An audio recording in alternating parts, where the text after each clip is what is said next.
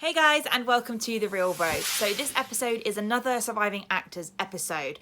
This one we are going to talk about the casting director and advice for casting in the room and how to be prepared. Okay, so the first thing I'm going to say is there were a lot of seminars this year that were all to do with the casting process. And as an actor myself, I can say this is one of those things that we always seem to look at as like some massive enigma. Like they're kind of like the gatekeepers of our industry, so to speak, or at least that's the perception. Whereas the reality is similar but a little bit different. First thing that I learned, I kind of knew it already, but I'm going to share it with you in case you guys are new to the industry. But the first and most important thing that I learned from a lot of the casting directors, and this was true for all of the casting directors across the board whose seminars I attended on the day, they all want you guys to get the job, okay? So they want us actors to get the job. They want you to do well. So casting directors basically call you in for a reason. You are there for a reason to do the job, basically. You're not there by some fluke. That you're there because they want to see you and they think that you have the potential to do that job. They think that you can be that character. So stop freaking out, basically, is what they're saying. They want you to go in, they want you to do your best work, and they want you to succeed. They are actually rooting for you, believe it or not. It's very easy in our industry to kind of put casting directors on like this massive pedestal of like, they're the gatekeepers to the rest of my career and my success and being able to actually do what I love doing, to work for my life, and they are the ones that will make it happen. That's kind of how we see casting directors from the actor perspective. And they know this. They know this, and I'm sure it's probably joked about between actors and casting directors alike. But basically, no. They don't think they're better than us. They aren't better than us.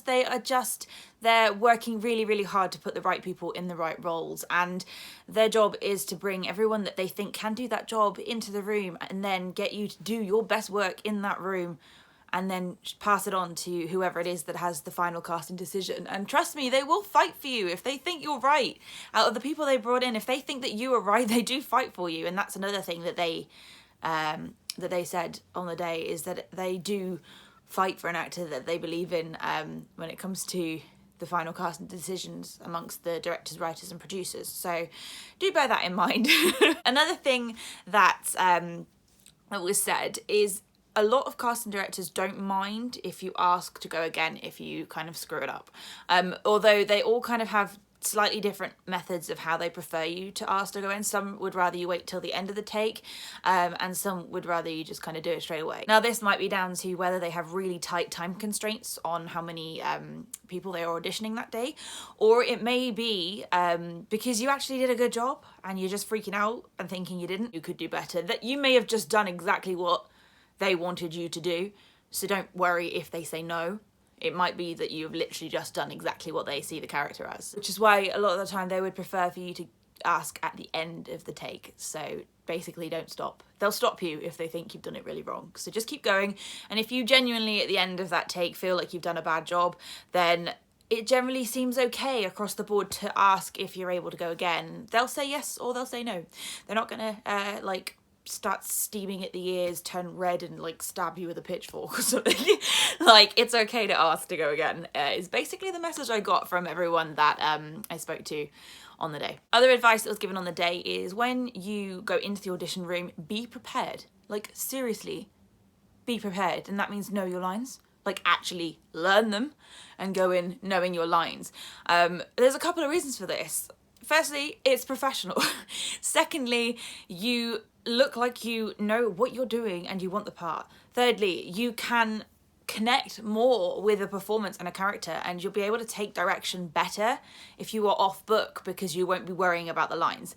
And one of the most important reasons, and I think this is probably the most important one for the casting directors themselves, when you're reading from a sheet, you are looking down and you're not looking up. So the casting director and the camera that will be filming you won't be able to see your eyes, which is basically the key to all emotion, particularly for screen work. If it's stage you're auditioning for and it's taped, they're still going to want to see the emotion in your eyes. So if you're constantly looking down at the lines, they're not going to be able to get that. And if you think that maybe you did a good job of that cool, maybe you did, maybe you're really good at that. But if you put your tape next to someone else's who's gone in knowing all of the lines and who's truly connecting and whose emotions you can see through their eyes the entire way through, it's pretty obvious probably which way it's gonna go. But yeah, know your lines, be prepared for that. Think about the character, make some choices about that character. Now, depending on what material you get before you go into the audition, you may have been told the character's backstory, so you can make some decisions as to how you want to play it.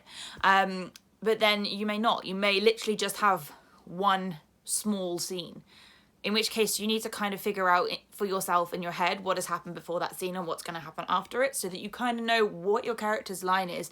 And I think that's pretty much what they mean when they say make a strong choice. They don't mean come in and go like crazy over the top, or be like so subtle that it looks like you're not doing anything at all. They mean make a choice about your character and the backstory and about your performance. So go in having made a choice. So I guess you're just not reading it like off the page. Basically, you've actually created a character. And it may not be what they were going for, but if they like your performance and they think that you're doing well, maybe you'll change their mind.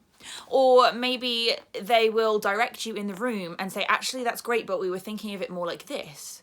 And then you'll be able to change and adapt and do the scene again in the way that they directed them, which is also easier if you know your line. Now, I know some people always ask the ever-present question of, well, if I know my lines too well, then I won't be able to go with the flow and keep it fresh.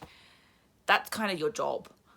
Like, don't read it to death so that you get bored of it, but you should be able to find nuance and connect with the script no matter how many times you read it. I mean, if you're going to be in the West End or Broadway doing a play like 8 times a week for 6 months at least, you're going to be doing that a lot, and you can't kind of just go monotone by the end of it. So yeah, learn that. Learn to find the nuance and stuff in that. But basically, they've all said, learn your lines and be prepared. This will take a second step if you get into callbacks. So a lot of the time, the casting director said that when they have callbacks, they may have other people present in the room, like the director, producer, or the writers, or anyone else kind of involved in the making of said project. One of the really good points that they gave for this one was that if you get to that callback stage, then you need to be even more prepared. And that's not actually to do with the script. That is to do with knowing who you're in the room with, looking at their work, looking at what kind of work they do, how they direct their actors, what kind of performances they do, like how they just how they kind of make film or TV or theatre or whatever. So you kind of understand what they're looking for a little bit more, because you can see how they worked before. But don't copy. Be you and create your own performance, but just kind of understand that and know who you're talking to and who you're in the room with. So yeah, that was a very useful piece of advice from the day. Make sure you check back for the next episode, which is going to be all about self-taping.